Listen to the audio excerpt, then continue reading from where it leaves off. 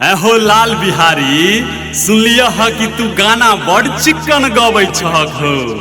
एकटा गाना गाबि के सुनबा त देखिए केहन गाना तू गबै छहक। हाँ भैया किया ने अपने सकरी में डीडी प्रोडक्शन हाउस खुगले वह से एकटा गाना गेलिए बाप रे म्यूजिक बड़ चिक्कन देने छे। सुनहक तक केहन गाना छे।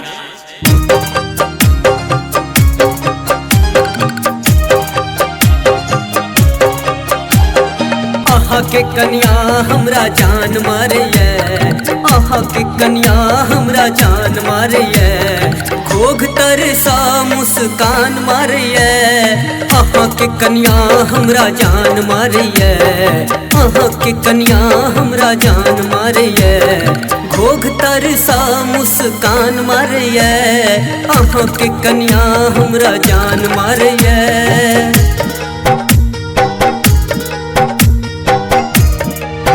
Presented by DD Production House, Sakri। आहा के ने रहला पर गम घुमैया, सकरी बाजार दरभंगा देखैया। हो आहा के ने रहला पर गम घुमैया, सकरी बाजार दरभंगा घुमैया। गाँव घर में कहियो करत ई धमाल, गाँव घर में कहियो करत ई बवाल, दरभंगा जाकर रोज करिए कमाल। आहा के कन्या हमरा जान मारिए, आहा के कन्या हमरा जान मारिए, घोघ तरसा मुस्कान मारिए। आहा के कन्या हमरा जान मारिए।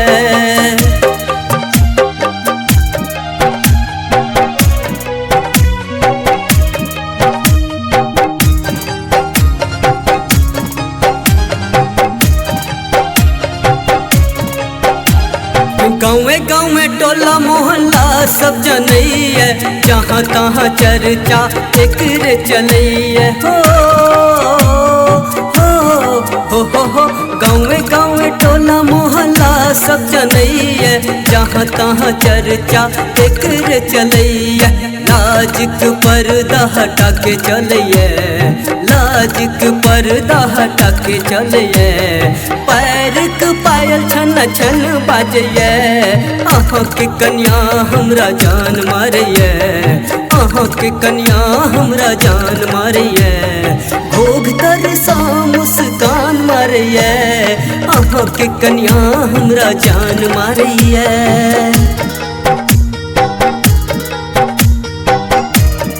Presented by DD Production House, Sakri।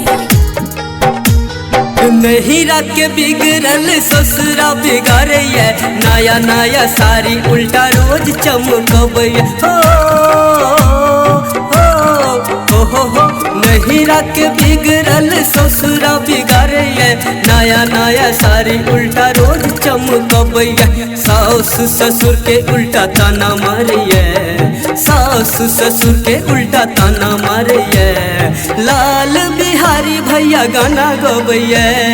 आहा के कन्या हमरा जान मारिए, आहा के कन्या हमरा जान मारिए, घोघ तरसा मुस्कान मारिए, घोघ तरसा मुस्कान मारिए, घोघ तरसा मुस्कान मारिए। वाह वाह लाल बिहारी, तोहर गाना सुन के तो मन गदगद भ गेल हो।